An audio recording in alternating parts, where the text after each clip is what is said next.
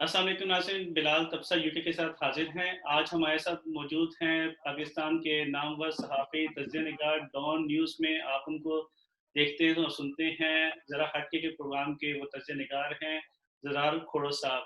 ज़रार खोड़ो साहब बात की तरह हैं। आज मैं उनका बहुत शुक्रगुज़ार हूँ कि उन्होंने हमें टाइम दिया। आइए उनसे बात करते हैं। ज़रार खोड़ो साहब, आपका बहुत शुक्रिया टाइम देने का।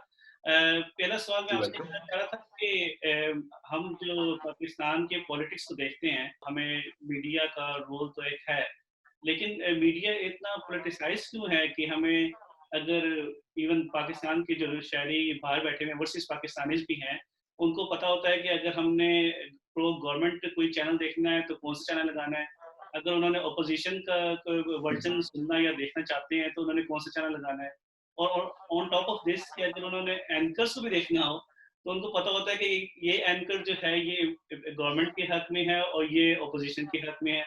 तो ये इतनी पॉलिटिसाइज़ हो गई है, तो ये मीडिया का रोल क्या हो गया है? इसमें कुछ आप ज़रा रोशनी डालेंगे? मैं पॉलिटिसाइज़ का लफ्ज़ नहीं इस्तेमाल करूँगा, मैं पोलराइज़्ड का लफ्ज़ इस्तेमाल करूँगा। बिल्कुल जैसे पूरे मुल्क में पोलराइज़ेशन है। अच्छा, पोलराइज़ेशन भी इस हद तक है सर कि अगर मैं किसी सियासी लीडर को पसंद करता हूँ, वो इंसान नहीं है, वो देवता है। ठीक है? उसकी चरणों की धूल पीने के लिए मैं तैयार हूँ। ठीक है? अगर मुझे बंदा नहीं पसंद, वो इंसान नहीं है, वो देव है, वो शैतान है, वो इब्लीस की औलाद है। हुँ? जब आपकी मेंटालिटी ये हो जाए तो वो फिर हर एक चीज में रिफ्लेक्ट होती है। आप सोशल मीडिया पर डिस्कशन देख लें, आप मैं डिस्कशंस का लफ्ज बड़ा लूजली यहाँ पर इस्तेमाल करूंगा। आप इख्तिलाफ राय को ब्लास्फेमी समझा जाता है। अगर मैंने आपकी बात से नहीं एग्री, इसका मतलब है कि मैं वाजिबुल कत्ल हूँ, मैं पटवारी हूँ, मैं जबान माफ और भी मतलब इस तरह के अल्फाज इस्तेमाल किए जाते हैं। तो जब इस तरह की एक पोलराइजेशन, इस तरह की मेंटालिटी बन जाती है, तो फिर वो मीडिया में भी रिफ्लेक्ट होती है। अच्छा, अब इसमें जाहिर है कि देखें, कुछ एंकर्स के अपने इंटरेस्ट होते हैं या अपनी आइडियोलॉजी भी होती है, वो फिर साइड्स पिक कर लेते हैं। ठीक है?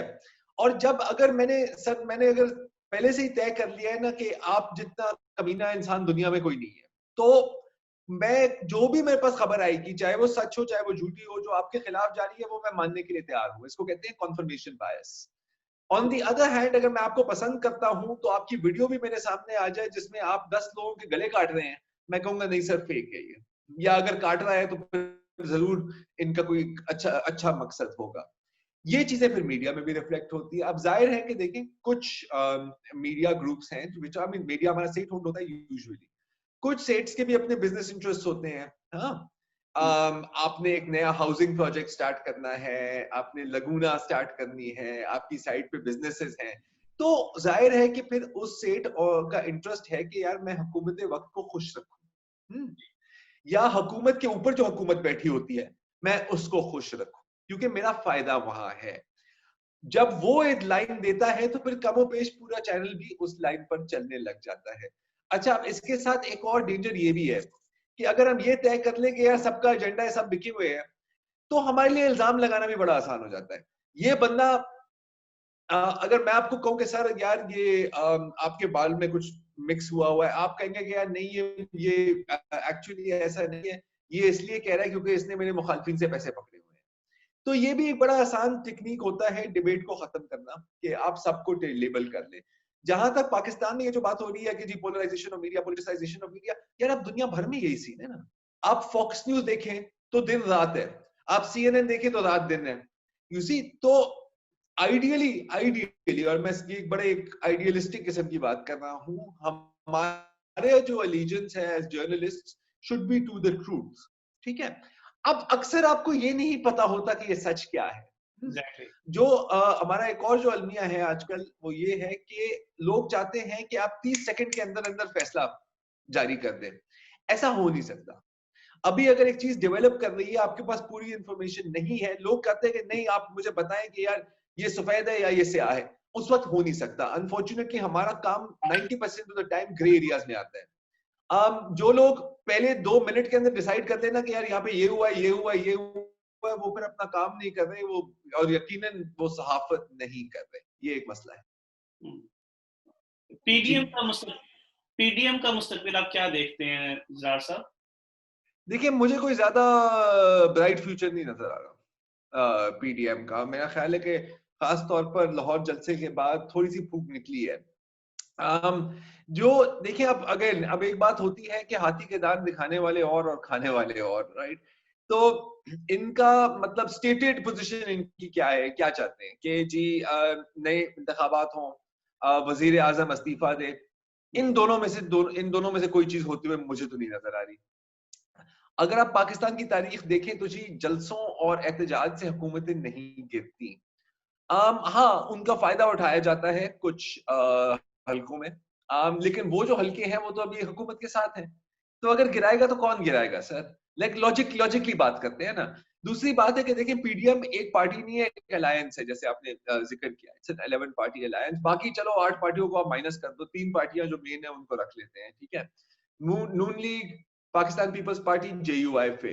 अच्छा, आप कुछ चीजों पे तो वो मुत्तफिक हो सकते हैं, लेकिन इसका ये मतलब नहीं है कि हर एक पोजीशन पे वो मुत्तफिक हो। मेरा ख्याल है कि जो मिनिमम इनका जो डिमांड है, असल डिमांड, ठीक है, मैं ये नहीं कह रहा कि वो जो स्पीचेस में कहते हैं और जो प्रेस कॉन्फ्रेंसेस में कहते हैं वो दिखाने वाले दांत है। मैं खाने वाले दांतों की बात कर रहा हूँ मेरी नजर में। And I could be wrong again.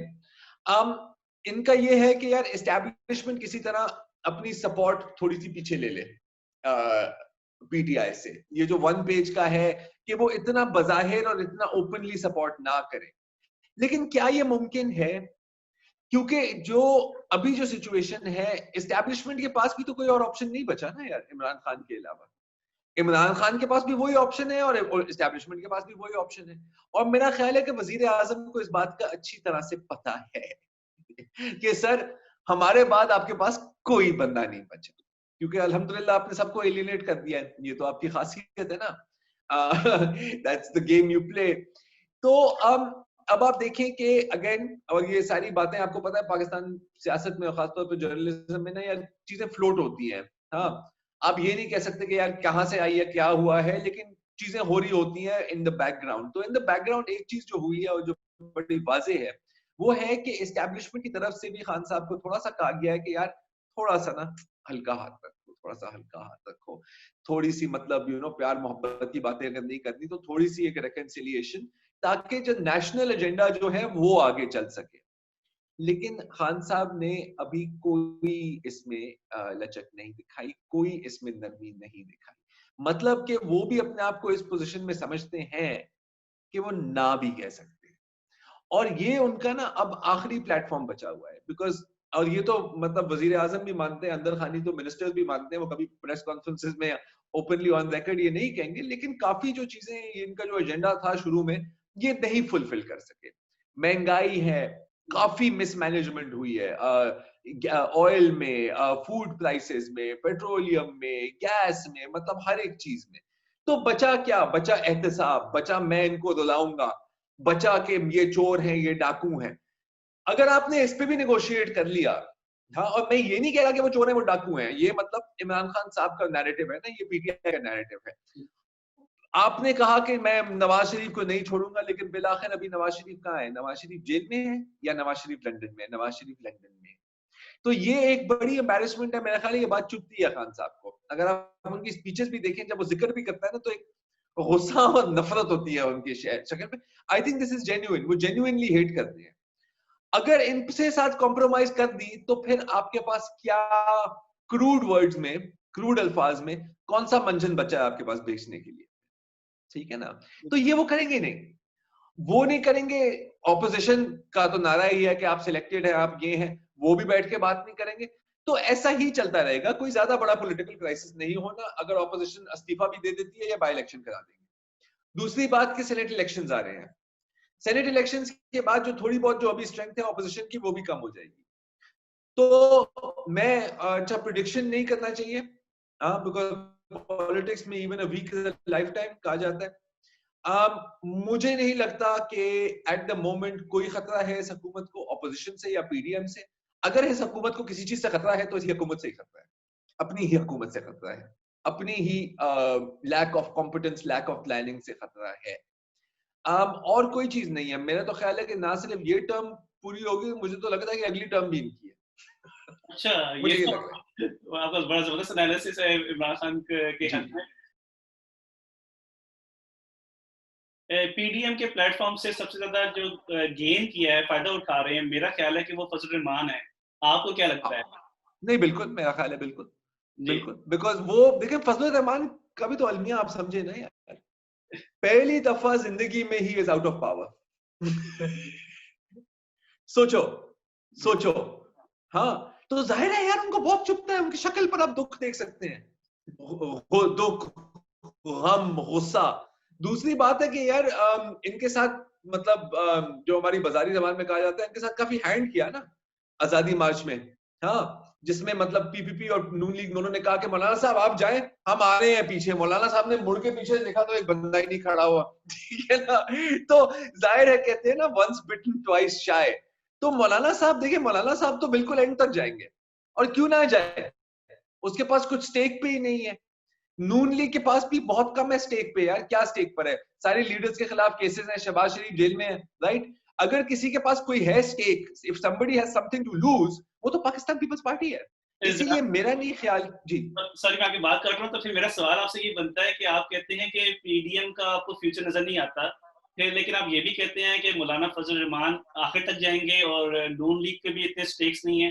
तो ये आप जब आखिर तक कहते हैं तो आपको प्रोजेक्ट क्या कर रहे हैं, कि क्या आपको नजर आ रहा है? हाँ, नहीं आखिर तक ओके ओके, देखिए फर्स्ट ऑफ ऑल पीडीएम एक अलायंस है, मैं इनकी इंडिविजुअल पार्टीज की बात कर रहा हूँ ना, द जी। Two are not the same thing. जी, अब आखिर से जाने की मेरी मुराद है कि वो एजिटेशन भी कर सकते हैं, वो धरने करने की भी कोशिश कर सकते हैं, मैं फिर भी कहता हूं कि हासिल कुछ नहीं होने वाला। जी।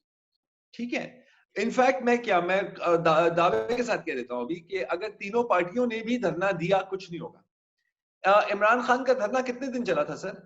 140 दिन। हुकूमत गिरी थी? नहीं ना, तो ये क्या गिराएंगे? नहीं होगा कुछ। ये सबसे से ज्यादा अपनी आप बार्गेनिंग पोजीशन को स्ट्रॉन्ग करने की कोशिश कर सकते हैं, लेकिन ये भी एक जुआ है सर, ये गैम्बल है।